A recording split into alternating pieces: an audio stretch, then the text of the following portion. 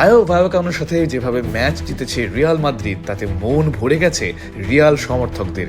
৯৮ মিনিটে পেনাল্টি, ১০০ মিনিটে এমবাপ্পের গোল, ৩ পয়েন্টের উল্লাস, রিয়ালের ট্রেডমার্ক জয়।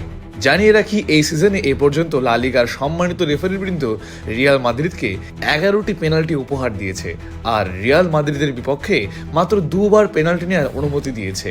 এলিট তো তাই। পক্ষান্তরে ৬টি পেনাল্টি দেওয়া হয়েছে বার্সেলোনাকে। এভাবেই চলছে রিয়াল মাদ্রিদের দিনকাল।